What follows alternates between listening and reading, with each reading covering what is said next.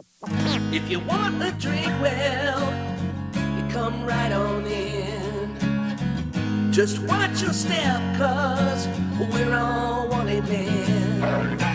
All right, welcome to the ultimate Star Wars film movie marathon Death Pact featuring the Cantina Club, Greedo and myself, Corellia and Traitor. He's off camera, but he's here in spirit. That's all that matters. So we are actually undertaking the Star Wars Day, which is technically tomorrow, ultimate movie marathon, where they're doing all 9 Skywalker films in order, timeline order, episode 1 through episode 9. And it starts at 8 o'clock tonight. We're going to be seeing it here at Disney Springs in Orlando. And it is now about 5:30, so we've got a couple more hours. We're going to head that way, grab some food, see what there is to see before we go into the movie. And they also have posters, special event posters that they're giving out to ticket holders. So we're looking forward to see what that is like. And we're just going to we're going to enjoy it. Any words of encouragement, Greedo? Run, Carillion, run. I'm a ghost, remember? Well, it has been 4 months since we have done an episode here at the Cantina Club because it's been a crazy spring with schedules and just not working out and all kinds of weird stuff going on. But we're going to at least pop in and do this episode because last week Greedo took a stolen Imperial shuttle and flew to Corellia to meet with the Traitor here. And we went to the May 4th Star Wars Marathon, where they showed all 9 Skywalker Saga films in a row, beginning at 8 o'clock on Friday, May 3rd, 8 o'clock in the evening, and then went all the way over basically 24 hours before, because I think the Rise of Skywalker, the final film, would have started around 5:15 p.m. the next day. So, and that's about a 2.5-hour movie, 220. So that would have taken it right up to 8 o'clock almost. So anyway, we actually found this by accident. So I'll start by saying that we, originally, so Greedo and I, obviously, if you watch this show, we go way back to kindergarten. So which was at least 5-6 years ago. Mentally, galaxy very far away. Yes. So back in the 70s, when Alien was released, the original Alien film, we were huge fans of it, but yet too young to go see it in the theaters because it was, a restricted not film. Allowed. Definitely not allowed. And but we still fell in love with the story because we got caught up in the hype of it about how scary it was and how gross it was and all this kind of stuff. And we heard all the reports, and we just it fascinated us as 12-year-olds. And so we basically started reading. We got the novelization and we read that, and we got this. What I got was an Alien called a photo novel, which was basically took the entire movie and put it in photos, literally straight clips from the screenshots, as it would be known today, screenshots of the movie, and told the entire story in that, and had little, almost like what would be subtitles for the diet to show you what the dialogue was in those scenes. It was kind of like storyboards, but it was straight shots from the movie, stills from the movie. Yeah, exactly. So that's kind of how we sort of vicariously saw the film back then. But anyway, so long story short, what I'm getting at here is, obviously by now we've seen it more times than we can count, including in the theaters and on VHS, and then DVD and Blu-ray, and now digitally. But we never saw it together in the theater. That long lost dream has never come to fruition. Well, this year they released the 45th anniversary of Alien, and they released it back in the theaters. So I just kind of almost offhandedly said, "Hey, Greedo, it would be cool if you could come over and we could go see Alien, that fulfill the dream, that unfulfilled dream from 45 years ago." And then, right. he ended up, right. So then he ends up saying, "Hey, okay, I'll do it." Hey, okay. Hey, okay, why not? It's a great idea. So we ended up doing that. So one day he sent me a text and said, "Hey, is Alien only out the one day? On Alien, because they released it on Alien Day, which is 4/26, April 26th." And I checked and I said, no, it's on for a week because I checked all the way, because as you know, movies run Friday through Thursday is typically a theater week. And then if it starts the next Friday, it's generally going to run for the next full week. So I was on the 3rd, say, well, it still has showings on the 3rd. So that's a full week. Let me check the 4th and see if it starts then. And when I did, I noticed that Alien was not on there because it was only out for a week. But then what also caught my eye was like, wait, what's this Star Wars marathon? What? And that's how we actually found out about the fact that they were even doing the full Skywalker saga in the theater. Right. So from there we just said, let's do that too. So we still aren't. May the 4th is still like a media gimmick to us. Like, oh yeah, May we don't 25th is like always it's some Star big Wars holiday. Day. Yeah. Yeah, I mean it is now, but we always mentally have it May 25th or 24th, 25th is the day that we saw the original movies. Right. Sometimes we'd see it a day before the release, Yeah. but yeah, so for us, I saw a meme that said it's Orthodox Star Wars fan. The real Orthodox Star Wars Day is May 25th. So Star Wars fundamentalists. we should have known, but we knew the Phantom Menace was going to be out, and I thought if I could come visit, we'd go see the Phantom Menace as well. Yeah. But then the marathon was.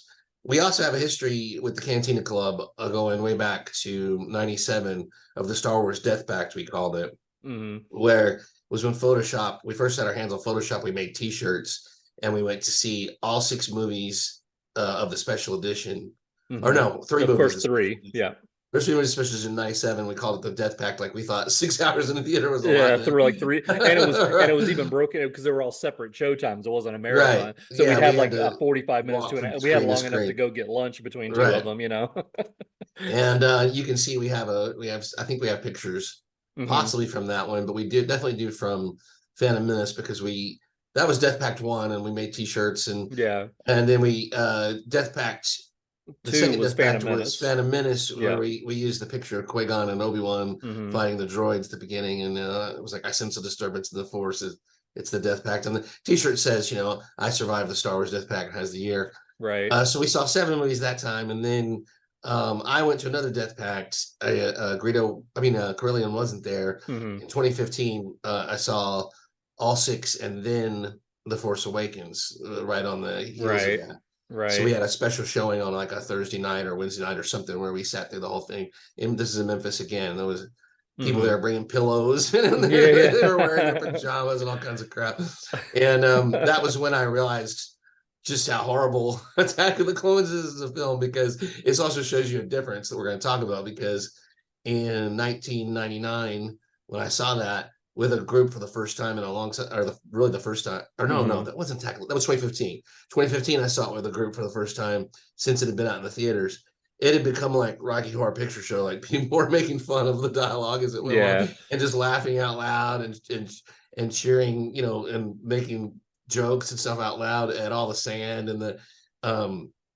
So anyway, that's when I realized things had changed a little bit. That the prequels were made for the internet era. They have been memed into oblivion. And so every single scene has significance to people who've been on the internet for the past 20 years, even if you're not a Star Wars fan. So anyway, I came to your home base there, Corellia, and thanks for having me. Of course. Stayed a while. We went to see Alien on a Thursday night, which was actually, I got the dates right. It was actually May 2nd was the Thursday that we saw Alien. And it was May 3rd. The marathon started over into May 4th was Star Wars. Yeah. So we did, and then we also watched the 4K Aliens release. The new after release, Alien. So we watched one that they've spruced up with AI. If you're not familiar, we watched 6, 7, 8. We watched at least 11 hours. And then we watched Dune 2 before I left. So that's 2 hours and 40 minutes. Napoleon. So, Napoleon. Good God. What did we do? And Argyle. We saw a million movies. Oh, we saw Argyle too. Yeah. So anyway. But anyway, it was great. It was a lot of fun. And what do you want to start with? Alien real quick? Let's go ahead and just give our thoughts on that. What were your impressions of seeing it on the big? You've seen it on the big screen before, yes? No. Oh, you have not? As far as I can recall, that was my first time in the theater. Because I know I saw it on the 25th, and I saw it again on the 40th. So this is at least my third time. I never got a chance to see those, and just things interrupted. Alien has always been one of the most influential movies, but I haven't kept up with all the anniversaries of the original and stuff. You know, I was never like a day-to-day fan like I am Star Wars or anything. I wasn't Right. checking groups, you know. More recently, I have been a little bit more like that, but my impression was it was just phenomenal. I could almost put myself in the shoes of people in 1979 seeing it for the first time because it was such a different experience. I didn't expect it to have such a good impact on the theater because I thought I know this movie like the back of my hand, you know. But it was tense. It was Yeah. tense. It was gross. It was shocking. The chestburster scene, we had watched the documentary beforehand about all the things that were cut from that, and when we got to that scene, I saw why they did it, and I saw a lot of choices that were made because we saw the original version, not a Right. This is director's cut or this is anything. the original theatrical cut. Yep. Yeah, and I have to say, as nice as all the additions are to watch and everything, and they're great to watch, I think for a theatrical cut, the original is really close to as good as you can get. The pacing's perfect. The end scenes right where they need to be ended. And anyway, that scene was a bit shocking to me, even though we know it and everything. Well, yeah, I we've tried to got it just memorized. Yeah. clear my mind and just experience it. And something about the characters on the big screen and being able to hear all the dialogue and see all the situations really drew me into the characters more this time. Yeah. Where I was seeing it more from their point of view, experiencing how all of them started off at a bit of odds. There's some class warfare going on. There's a bunch of different things going on. And like I said, as the movie goes on, they're drawn together by tough experiences to where they begin to have a camaraderie and you begin to feel for them as it goes on, what they're up against and everything. And also the set Nostromo is amazing. Incredible. Yep. The effects, the derelict spacecraft, the alien planet, all that stuff holds up on the screen without, I don't know if they've done a whole lot of like cleaning it up and everything. In the version we saw, it holds up on a big screen just fine. It really does. The acting is brilliant. I love all the characters. And I think this is where story-wise and character-wise where many of the other alien type projects fail is you just don't get a chance to care about the characters, and they involve themselves so much in trying to involve Ripley or something to connect it that they fail at creating something new that you care about. And anyway, in the direction, the cinematography, the shortness of the credits stunned me. Oh yeah, that's something we're so not used to anymore. Yeah, we go to a Marvel movie, it's 15 minutes of just names, constant, digital artists. This had 2 art directors. Yeah, that's it listed in the credits, and they were set decorators and everything. Everybody did double, triple duty, and just brilliant work. I mean, I don't know how that stuff would get done today. Well, I think part of it too is the fact that contracts have changed, into that now these films are required to put every single person who did anything. True. Whereas back then they weren't. You just put an art director and you didn't put their entire team. You didn't put their team of 15 people on there. Now you have to put whoever even came in and swept up in the corner, Yes. Yeah. Yeah. I think that's the labor laws had more to do probably with getting paid than with breaks and stuff than getting proper credit. But that is very true. But still, the contrast is freaking amazing. Oh, it's huge. Yeah. And it's like 3 minutes and the credits are over, Yeah. And the fact that a handful of people made the major decisions on that movie, whereas I can't imagine a Star Wars movie or a Marvel movie getting made without a huge committee, Sure. Anyway, all those things really struck out to me. I really had a better appreciation for the characters like Lambert and especially Parker. Yaphet Kotto kind of halfway steals the movie. Really, really impressed with Sigourney Weaver in that one, and because every character in that movie goes through some kind of changes, as the movie goes along, and hers really does as well. And when she starts being less of a hard ass and more vulnerable, that's when I got on board with her and really started liking her. When she started feeling empathy for the other characters, whereas before she was kind of just riding them, like being a boss, trying to prove herself as a boss.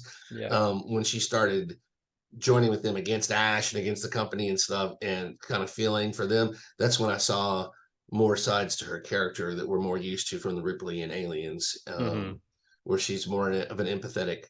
She's still a hard ass, but she's very empathetic to people, and very much so, does not want to risk or put people's lives in harm's way with these aliens because she knows about them.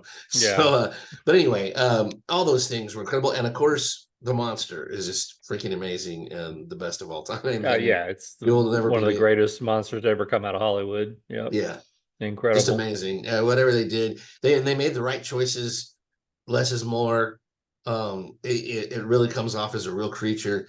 I love the shot where she's trying to get the first time to the escape pod, and it just shows you two flashes of the alien standing in the corridor around the corner, and with the lights flashing on it, it's kind of moving. That's the first time you almost, or maybe the second time you get almost a full shot of it, but it's only for a second. It's just beautiful. It's what great shots, Right. And it's a nightmare. It is a nightmare. I don't know that the other movies have captured that quite, that nightmare feeling that this thing is for real, like your worst nightmare come to life, Exactly. Yeah, for me, I mean, obviously it had a huge impact, even though I have seen it on the big screen before. It was incredible. It was weird for me though, for seeing the theatrical cut again, because ever since the director's cut in 2003 came out for the 25th anniversary, or I guess that was like almost 24th anniversary, which is weird that they picked that year to do it. But I have only watched that version. So this is the first time in about, almost about over 20 years I've even seen the theatrical cut.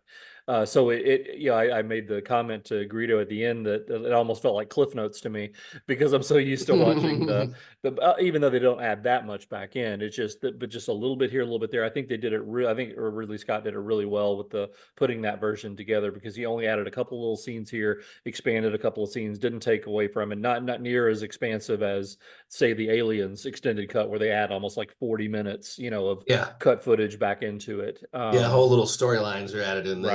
Right. For this, it was the director's cut is still my favorite version, but this was really neat seeing the original theatrical cut in the theater again.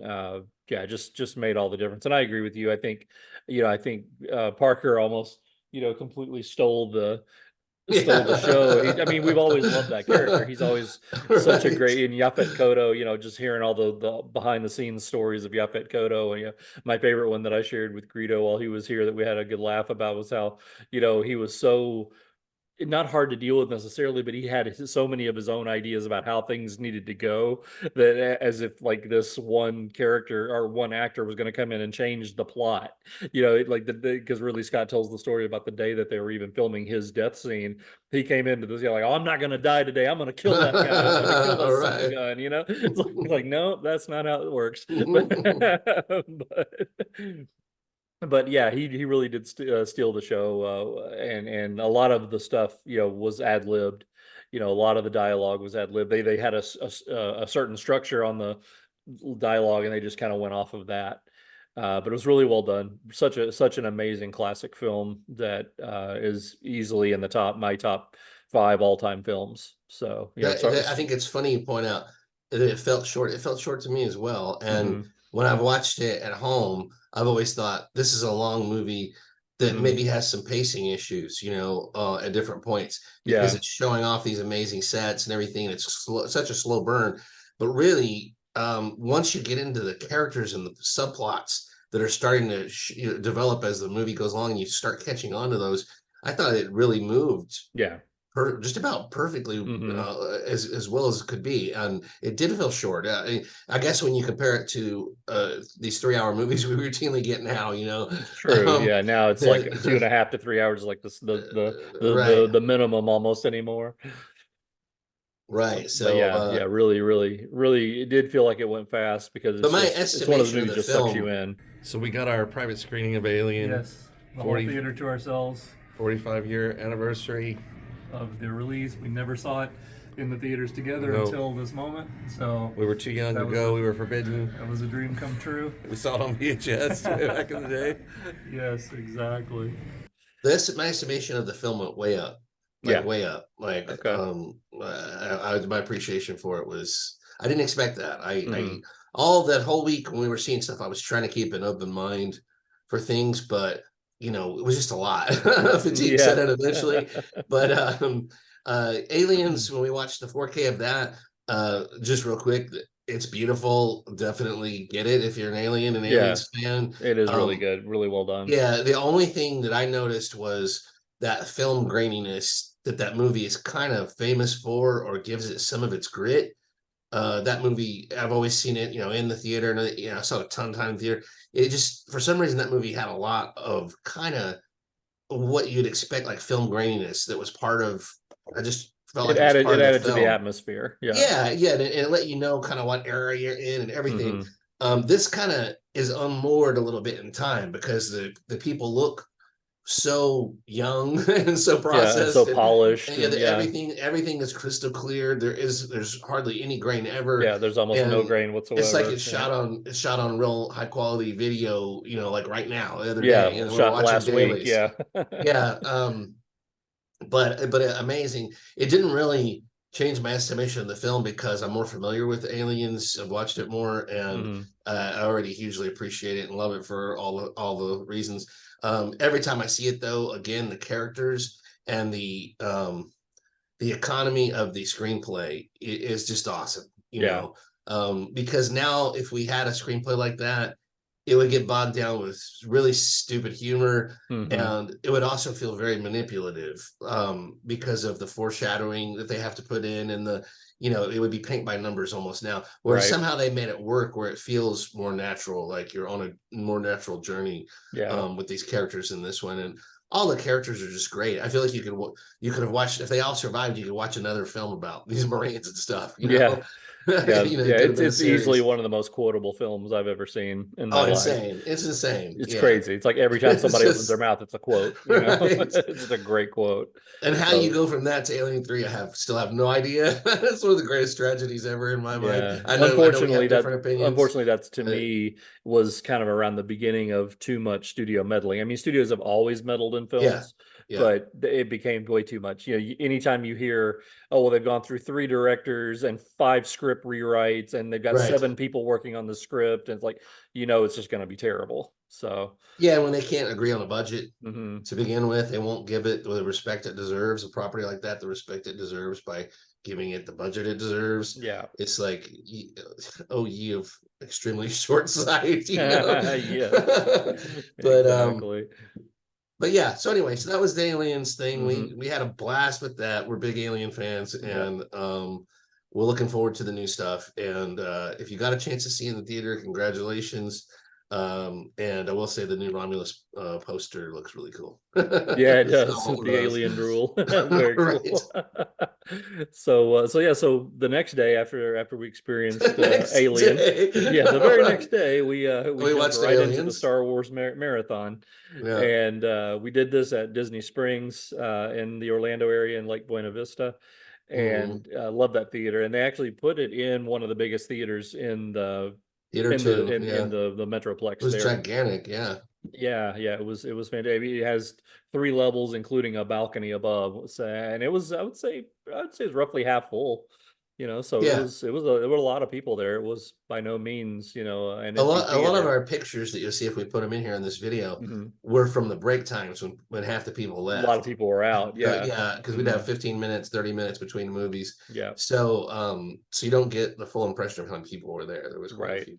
Yeah, so we started out, we went over to Splitsville next door, which is one of my favorite, that's probably my favorite place to eat it. There's tons of restaurants at Disney Springs, but I love Splitsville. It's just it's kind of a good bar food, but it's got everything from, you know, chicken wings and, you know, burgers to seafood to Asian stuff to all kinds of stuff. It's a really good place. So Greedo and I are eating at Splitsville for our last meal before we succumb to the death pact that is 9 straight movies.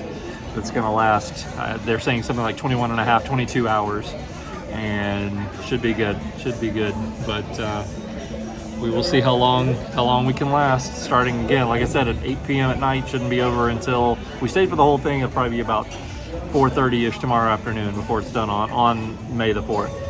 So but we're gonna get here, we're here now, we're gonna get some food, and then head over to the theater. Whose idea was this? So we started out there. Good staff too. Had dinner. Yeah, the staff was really great. And then yeah, we headed next door and just kind of jumped in. They gave us a free poster, an event poster, which was nice.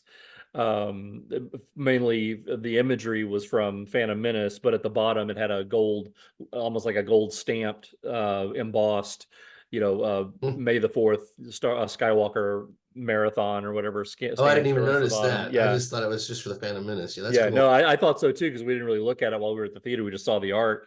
And then when I got it home and I was like, oh wait, yeah, it does actually have May the 4th Star Wars Yeah. marathon at the bottom.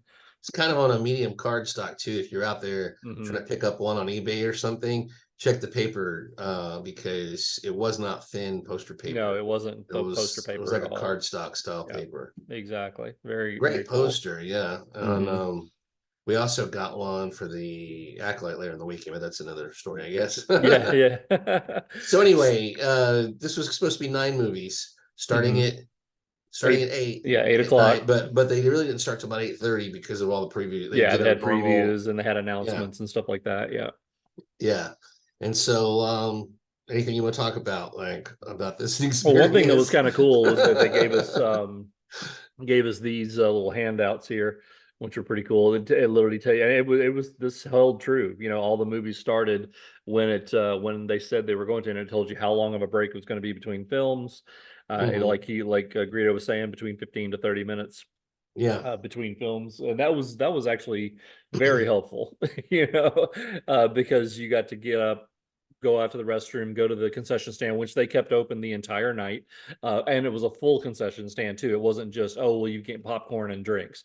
It was hot food. You could get a pizza at 4 a.m. if you wanted to, Mhm. things like that. So that was well done. They took care of us there. They even opened 2 of the other theaters, not to show the films, but theaters 15 and 16, which have full reclining seats, heated seats. They said if you get so tired that you just can't stay awake, feel free between 11:45 and 9 a.m. to go in there, take a nap, That was rest pretty up. cool of them to That do, was really yeah. cool that they did that. Yeah. Yeah. So they definitely took care of us. It was a big event. So you sort But of got a hotel room with a recliner right. for the cost of Right. admission. Exactly. It's starting. Here we go. So yeah, it was really cool. After the first film, everybody started to sort of warm up and started really getting interactive with everything, cheering at anytime a new character would come on screen for the first time, you get the loud cheers and the applause and everything.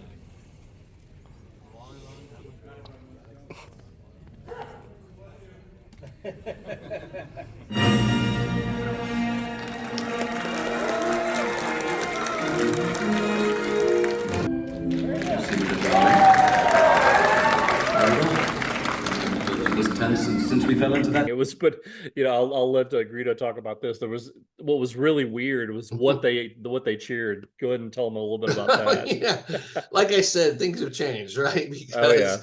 Because the prequels in 2015, when I went to my Death Pact and sat through those, and those were like early in the morning. We were going through those because I think it just started later, or Yeah. something. I can't. Maybe it started. I don't remember. And just to But clarify, they showed these in timeline order, not release order. yeah, So it was I think literally we episodes saw 1 the through one I 9 saw in was order. release order, I believe, or something like that. Oh, okay. But anyway, it was different for some reason. But anyway, yeah, it went from people were still laughing a little bit and making fun of the memes and stuff in the prequels, but there was just a ton of love coming out of this audience for the prequels, and you got the impression really fast that this was a group that has seen Clone Wars, the cartoon, the show, Yeah. and has an appreciation for the expanded use of all these characters because they applauded like crazy for Jake Lloyd as Anakin. They applauded like crazy for the first appearance of Padme. Just stuff that she just kind of comes on the screen and you don't and there's just huge applause. And anything to do with Hayden got a huge it was just off the ovation, charts. and Yeah.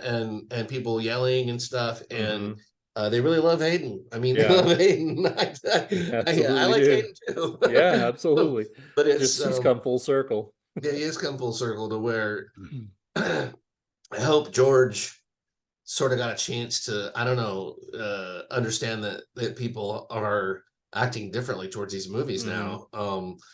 Anyway, yeah, that was the main thing. But they did it through the whole movies we sat through, all the way, introduction of Luke, Leia, Vader. But Vader and Hayden always got the biggest, and The Obi-Wan. biggest applause. And Yeah. Obi-Wan got Obi-Wan a ton. did too. Yeah. Obi-Wan, even Alec Guinness got a ton when he first appeared. Mhm. The golden bikini in Return of the Jedi got a huge ovation.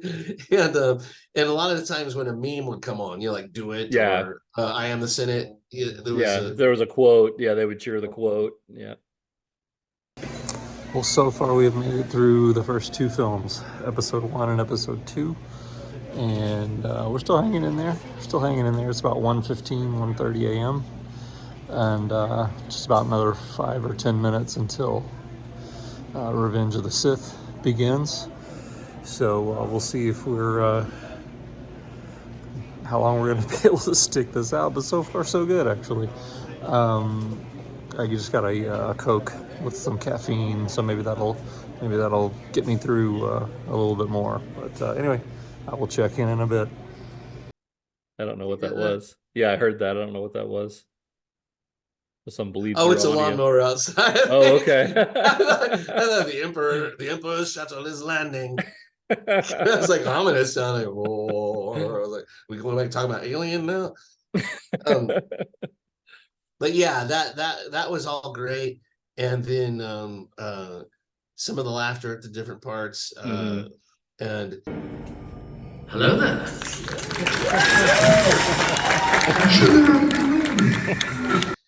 One of the biggest ovations was anything Hayden at the end, being put into Jedi at the end, which is something we're not sure about still to this day. Yeah. Still not a convert to that. Yeah. And then Luke's statement, "You failed, Your Highness. I'm a Jedi like my father before me," got a huge ovation. Yeah. And it was also for Hayden, because he said, "like my father before me." Right. You just feel it. It wasn't just Luke's just story. Luke. Yeah. And the no and grabbing the Emperor got a huge reaction. Yeah. So a lot of stuff that we would we still think of as maybe cringy. Yeah. People just as a group seem to embrace it. Yeah. And it was fun. It was fun. Absolutely. It was a great audience. atmosphere.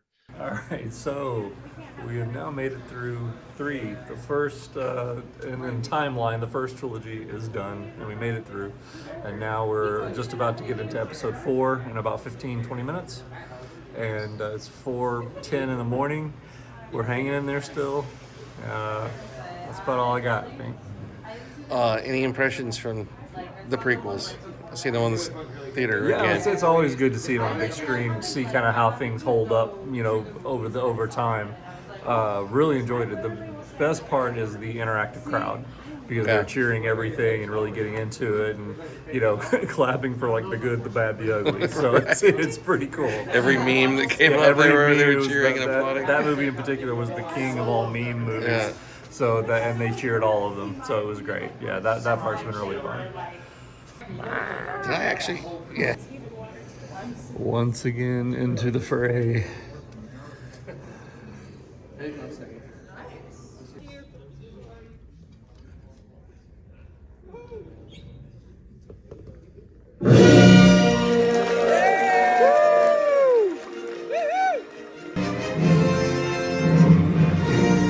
Yeah, it was very cool. But it was interesting to me too that they were cheering the good stuff and the bad stuff. Like, right, General Grievous got a huge ovation. Yeah, and like he got a huge ovation, but then he got a huge ovation when he was killed too. Right, yeah, exactly. When somebody Jango did something Fett good, yeah, exactly. He was like, "Yay, Jango Fett!" And then he gets beheaded. Yay! Yeah. Oh, and the to me the most hilarious ovation, I knew it was coming too, was the seismic charges. Oh yeah, of course. Because in Attack of the Clones, because I leaned over to you and said, "I bet you the seismic charge is gonna get a big round of applause." And so the first time ever a sound effect gets a huge reaction a reaction. from an audience. Yeah, that's not a lightsaber or something. Right. It's like you got this huge round of applause the first time it happened. I was like, "This is wild." Oh, that was great. But hey, kudos to the audience. They stayed awake mostly. Once we got into episode 4, it was early in the morning, and there was some more snores around the theater parts. Honestly, but then people would wake up for the big parts and stuff, like right, the big moments. So, I dozed off some during Jedi, and Yeah, it was ironically, it was until my favorite film that I actually dozed off a little, and that was Empire, just because it Yeah. had been that was 5 films in, Right. and it was It's like, early in the morning. Well, not early morning, but like after sun had come, it was about 8 or 9 o'clock in the morning. right. But yeah, that was Oh no, Empire, actually, I it had to started walk at around. 6:40. It started at 6:40. I watched Empire from like 5 different locations of the theater because I just had to walk around. I couldn't sit anymore. It was just too Yeah. I had Yeah, to I figured move. out that at one point I had stayed up. By the time I was able to get home and get in bed for a nap, I was up about 32 hours Holy at that man. point. So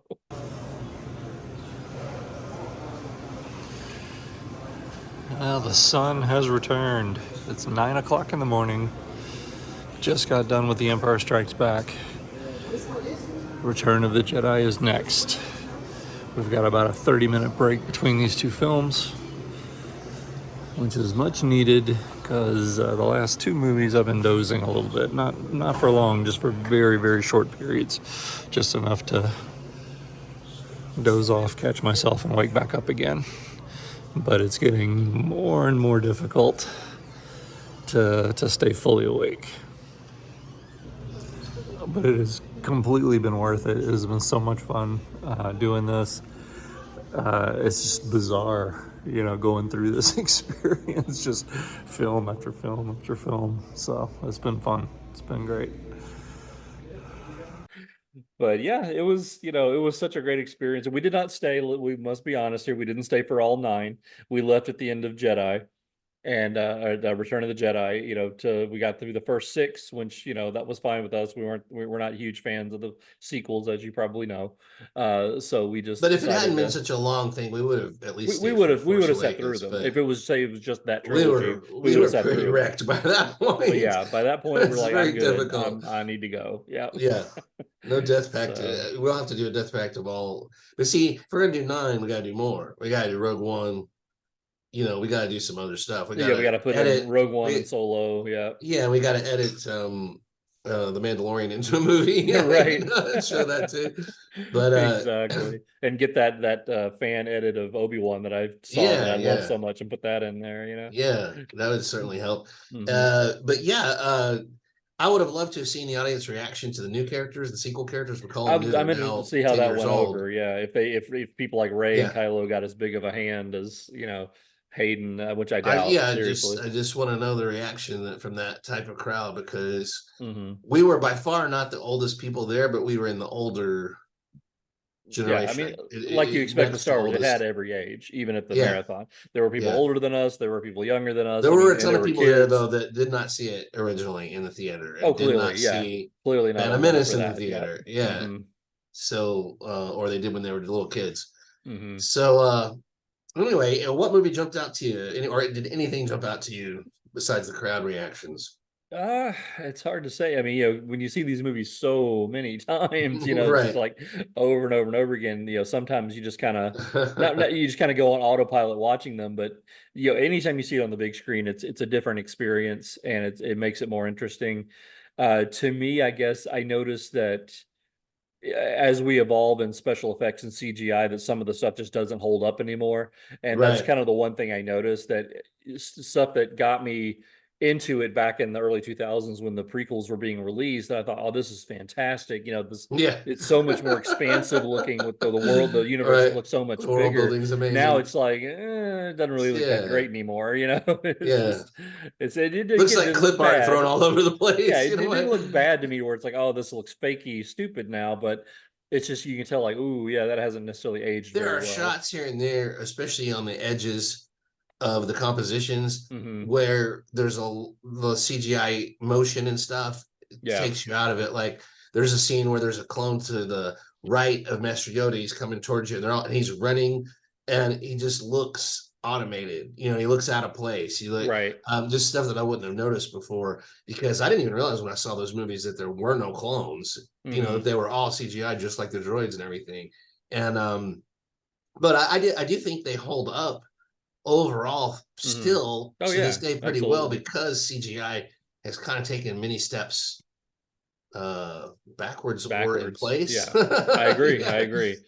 Yeah, it was So progressing to a point now. It kind of seems to be regressing a little bit at times, right. and I don't know At if that's least these cutting movies, corners they for were the trying costs. really hard. They were really trying really hard. So I think that effort still shows up there a Right. lot on the screen. But there are still just crazy moments that I have no idea.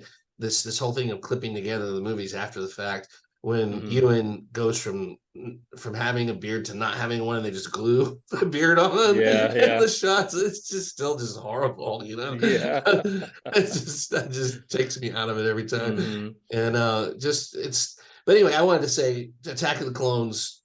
I don't know if it rose in my estimation, because if you watch our channel, it's my worst Star Wars film. It's my last place on my Star Wars rankings.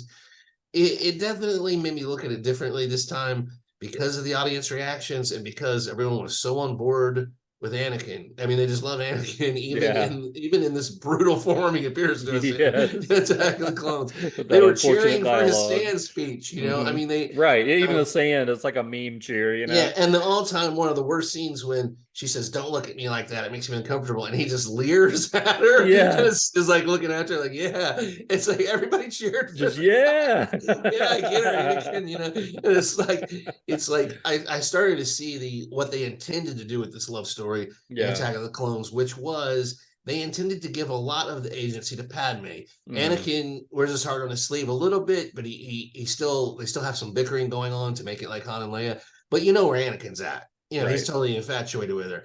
Yeah. She's the one kind of controlling the push and pull, and they tried to give her more of, like I said, more of the agency, and it's in the dialogue and stuff. It's just not always there on the screen. It doesn't come through on the screen. But when I started seeing how that was going, and if I dismissed the fact that Anakin comes across as a creepy stalker, and look at it more of like, okay, we're gonna be behind Anakin. We're fans of Anakin now. Then it makes more sense, a little more sense. But yeah, there's certain scenes you just can't do anything with. They're just crazy. Right. Agreed. But Agreed. yeah. But anyway, that was the one that stood out to me. It's like I saw a little bit more to see there, or I just saw it because I've seen it in so many different lights now. I saw it at the lowest of low in 2015 when people were just Rocky Horror Picture Show reactions to it, and Right. and then this time when people are really, I expected a lot of people to leave after the prequels. I just thought they were so into the prequels, but they stayed. Yeah, I was surprised to see. Yeah, everybody kind of stuck it out. There would be little groups here leaving here and there after 4 or 5 movies, and then we left after 6, of course. But all right, so we didn't do the full Death Pact, but we did make the first original 6 films in timeline order 1 through 6. And it felt like a really, really good stopping point at the end of Return of the Jedi. No need for the sequel stuff. So we called it quits after who knows how many hours. We got here, basically got in the theater about 7:30 last night, and it is now about 11:30 Saturday morning. So it's a long day plus. So anyway, we had a lot of fun. We got a lot of cool video that we're obviously been showing throughout the course of this video. Hope you, if you didn't get a chance to go yourself, you vicariously lived it through us. So thanks for watching, guys. See you next time. Yeah, I think that goes to show you can't underestimate what like 6 years of another show will do for your characters, right? Oh yeah, over absolutely. a 10-year period or whatever, 15-year period. Yeah.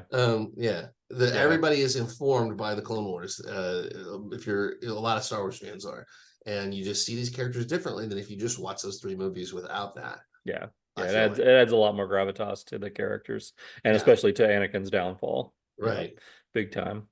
But so overall, I thought it was a really fun experience. I was glad Greedo was able to make the trip, and we could do that together. Kind of 2 birds, 1 stone.